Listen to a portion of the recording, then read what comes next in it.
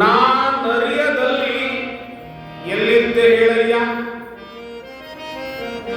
ನಾನು ನೀನಾರು ಎಂದು ಅರಿಯದೇ ಇರುವಾಗ ನೀನೆಲ್ಲಿದ್ದೆ?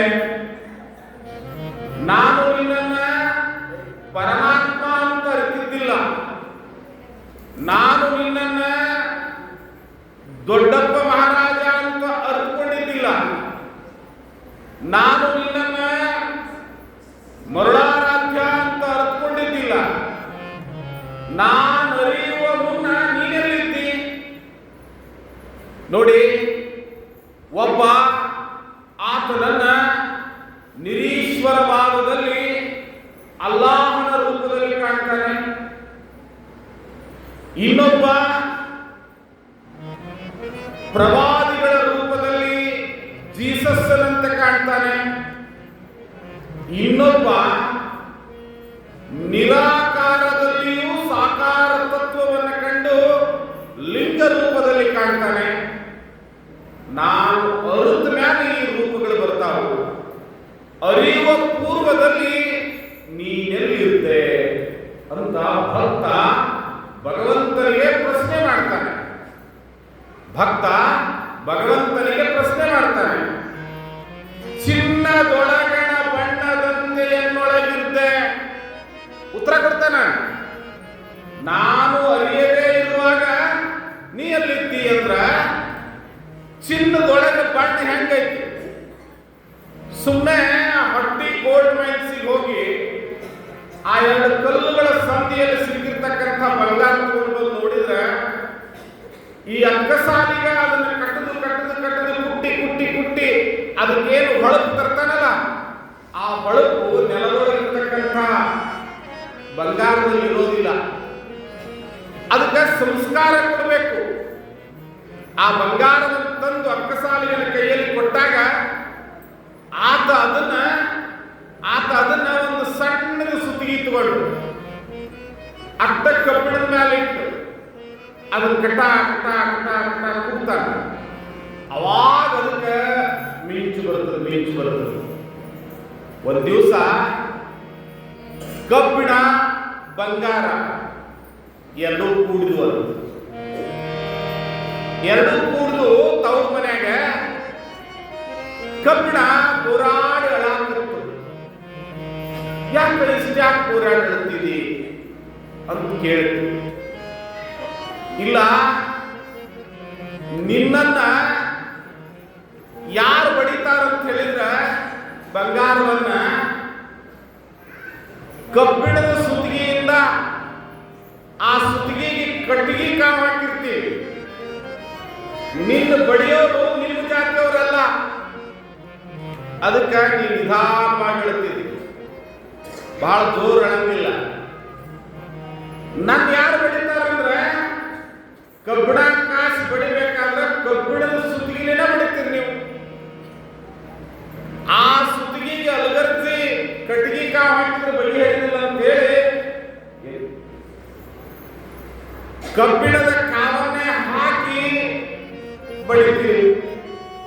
ಅದು ಕಬ್ಬಿಣ ಹೇಳಿದಂತ ನಾ ಯಾಕೆ ಬಿಟ್ಟು ಜೋರ್ ದರಿ ಮಾಡಿ ಹೇಳ್ತೀನಿ ಅಂದ್ರ ನನ್ನ ಜಾತಿಯವರೇ ಬಡಿತಾರ, ನಿನ್ನ ಬ್ಯಾರೆ ಜಾತಿಯವರು ಬಡಿತಾರ.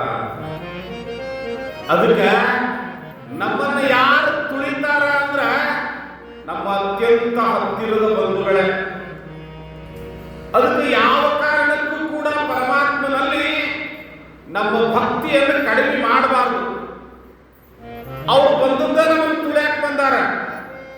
ಮನ್ಯಾಗ ಕೂಸು ಹುಟ್ಟದ, ಸ್ವಾಮಿಗಳ ಕಡೆ ಹೋಗಿ ಪಂಚಾಂಗ ತರಿಸಿ ಕೇಳ್ತೇವೆ. ಮೂಲಾ ನಕ್ಷತ್ರದಾಗ ಹುಟ್ಟೈತಿ, ಆಕಳ ದಾನ ಮಾಡಬೇಕು. ಮೊದಲನೇ ಚರಣದಲ್ಲಿ ಹುಟ್ಟ್ಯದ, ದೊಡ್ಡಪ್ಪನ ಮ್ಯಾಗ ಕರು ಬಂದದ ಅಂತ ಹೇಳ್ತಾರೆ ಸ್ವಾಮಿಗಳು. ಯಪ್ಪ ಎಂತ ಮುಹೂರ್ತದಾಗ ಹುಟ್ಟಿದ್ವು ಅಂತೇಳಿ ಎಷ್ಟೋ ಮಂದಿ ಆ ಹುಟ್ಟಿದ ಮಗನ ಹೇಳ್ತಿಲ್ಲ, ಇಬ್ಬರು ಕರ್ಕೊಂಡು ಬಂದಿಲ್ಲ. ಮೌಢ್ಯ ನೋಡಿ. ಇವತ್ತ ನಿಮ್ ತಲೆ ಕಿಲು ತೆಗೆದು ಬಿಡ್ತೀವಿ ಲಕ್ಷ ಕೊಟ್ಟು. ಕೂಸುಗಳು ಹುಟ್ಟಿದ ಮೇಲೆ ಅದು ಆಕಳ ದಾನ ಕೊಡೋದು ಬಂತಂದ್ರ, ಬಂಗಾರ ದಾನ ಕೊಡೋದು ಬಂತಂದ್ರ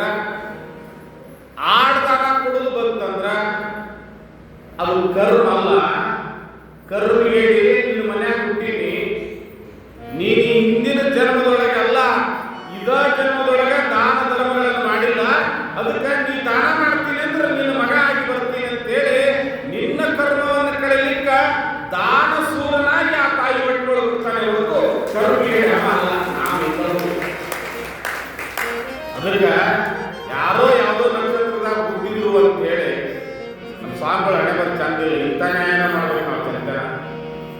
ನಮ್ಮ ಮುಂದೆ ಬರೋರು ಇಂಥವ್ರು ಬರ್ತಿರ್ತಾರೆ.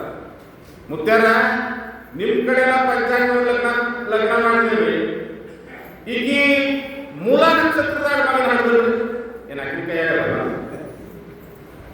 ಅದಕ್ಕೆ ನಿನ್ನ ನಾನು ಅರಿಯದಿದ್ದ ಮೊದಲು ನೀನ್ ಎಲ್ಲಿದ್ದಿ ಅಂದ್ರ ಆ ಬಂಗಾರದೊಳಗ ಅಡಗಿರ್ತಕ್ಕಂಥ ಬಣ್ಣದಂಗಿದ್ದಿ.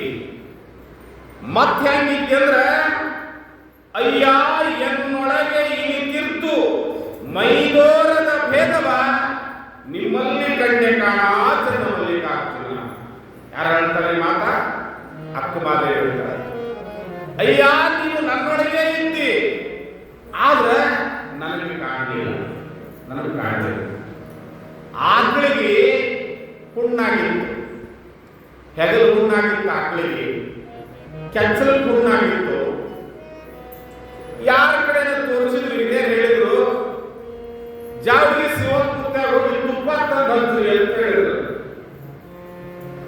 ಆಯ್ತದ ಮನ್ನಿ ಇದು ಮೀಸಲಾಕಿ ತುಪ್ಪದ ಶಿವಮುತ್ತ ತಗೊಂಡು ಹೋಗ್ತೀವಿ, ನೈವೇದ್ಯ ಮಾಡ್ತೀವಿ, ತಂದು ಹಚ್ತೀವಿ.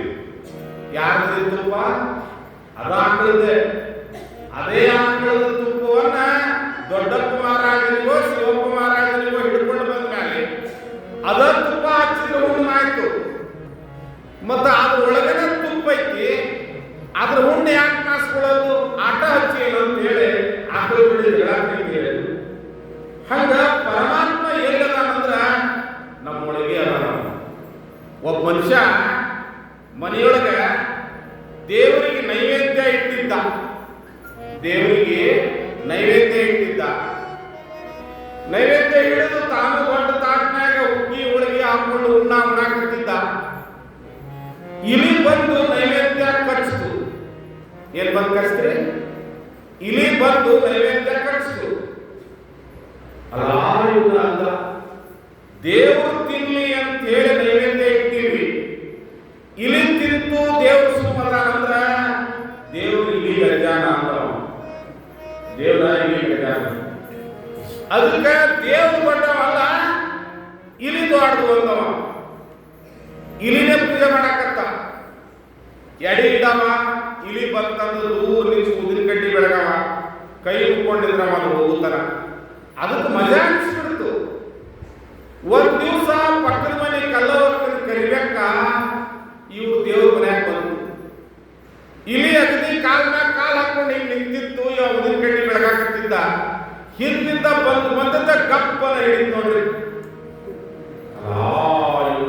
ತಪ್ಪು ತಿಳ್ಕೊಂಡಿದ್ಯಾ ಅಂದವ.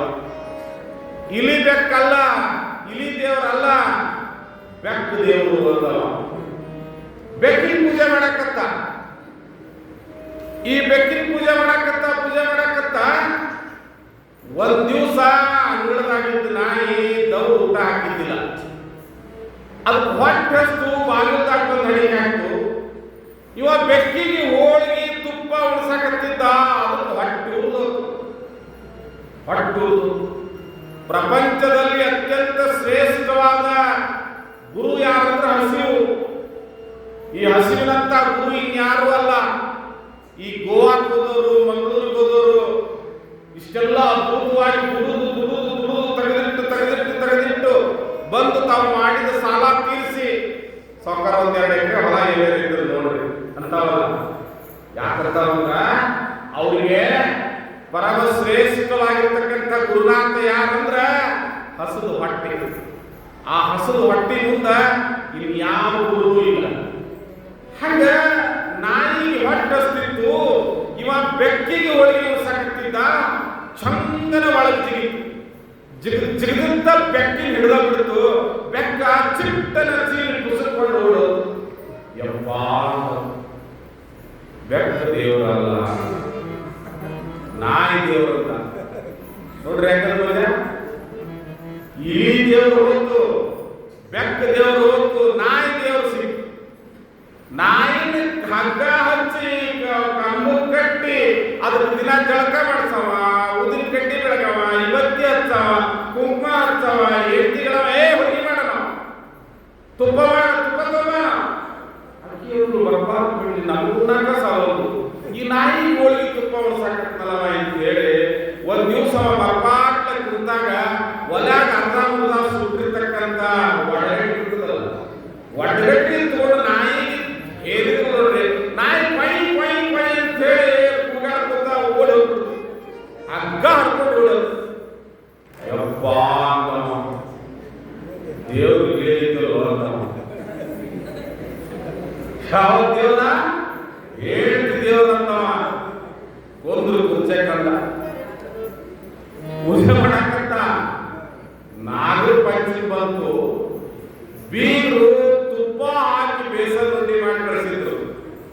ಈಗ ತೆಗೆದಿಟ್ಟು ಕಳವಲೆ ಒಂದೊಂದು ತಿನ್ನಕ್ಕಿ ಇದು ಹುಚ್ಚಮಲ್ಲೆ ನಮ್ಗೆ ಗೊತ್ತಿತ್ತಲ್ಲ, ಇದು ಹುಚ್ಚಮಲ್ಲೆ ಇದು ಕಳವಲೆ ಒಂದೊಂದು ತಿನ್ನಕ್ಕಿ ಇವಾಗ ಬೇಸನ್ ಉಂಡಿ ವಾಸನೆ ಬರುವುದು.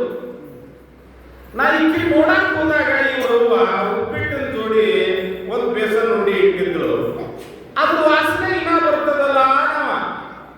ಒಂದು ದಿವಸ ಅವಕಾಶ ಹೇಳ್ತೀನಿ ಪೂಜೆ ಮಾಡ್ಬೇಕಂತ ಹೇಳಿ ಯಾಕೆ ಹೇಳ್ತಿದ್ದೇವಲ್ಲ, ಏನ್ ಬಿಡುತ್ತೆ ನಮ್ಮಲ್ಲಿ ಬಾಳ ಇದ್ದಲ್ಲ ಅಂದ್ರೆ ಹೇಳ್ತಿ ದೇವ್ರಂತ ಹೇಳಿ ಹಗರ್ಕ ಹೇಳ್ತೀನಿ ಪೂಜೆ ಮಾಡ್ಬೇಕಂತ ದೇವ್ರ ಮನ್ಯಾಗ ಹೋದ. ಈಗ ಡಬ್ಬಿ ತೆಗೆದು ಒಂದು ಬಾಯಾಗ ಇಟ್ಕೊಂಡಿದ್ರು, ಒಂದು ಕೈಯಾಗ ಹಿಡಿದ್ರು, ಅವ್ನು ಮಾಡಾಕತ್ತಿದ್ರು, ಸುಟ್ಟು ನೆತ್ತಿಗೆ ನೋಡ್ರಿ ಉಂಡಿ ಕೊಡ್ತಿದ್ದ, ನಿಂತ ಕಪಾಳ ಹೊಡೆದ, ತಪ್ಪಾಯ್ತ್ರಿ ಅಂತ ಕಾಲು ನಾನೇ ದೇವರ ಅಂತ.